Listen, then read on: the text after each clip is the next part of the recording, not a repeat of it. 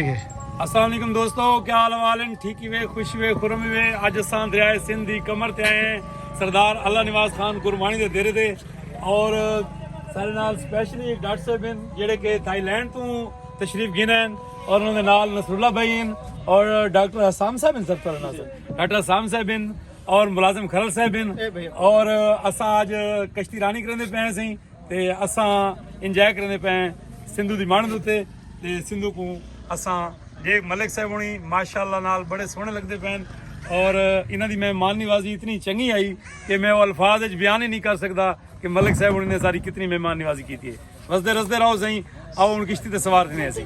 दोस्तों अज मैं जिंदगी दे विच पहली दफा बेड़ी ते सवार थी नथियां ते दुआ करे सो कि अल्लाह पाक साकू तोड़ मंजिल मकसूद ते पहुंचावे ते स्पेशली असां शुक्रिया अदा करने मलिक अल्लाह निवाज खान गुरबाणी सही होने दा ते डॉक्टर हसाम साहब होने दा माशाअल्लाह दे नाल बेड़ी टुर पई है। बस दुआ कराए लत्तां मेरियां कमदियां पई मैं जिंदगी दी पहली दफा बेड़ी ते चढ़ा सही ते अल्लाह पाक मेहरबानी करे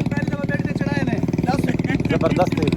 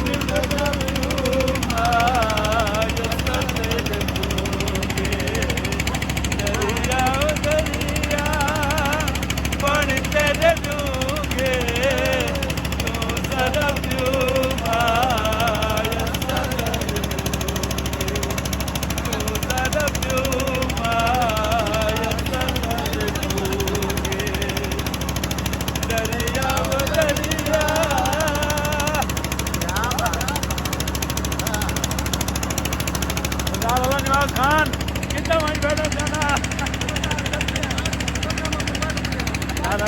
कुरान का नहीं दरिया ओ दरिया पानी तेरे डूंगे तू जरा प्यूमा यसन डूंगे जरा प्यूमा यसन डूंगे दरिया ओ दरिया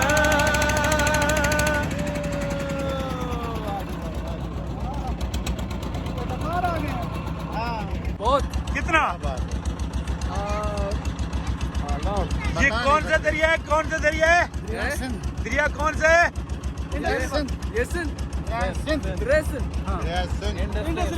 Indus river Sindhu river Sindhu river ji Sindhu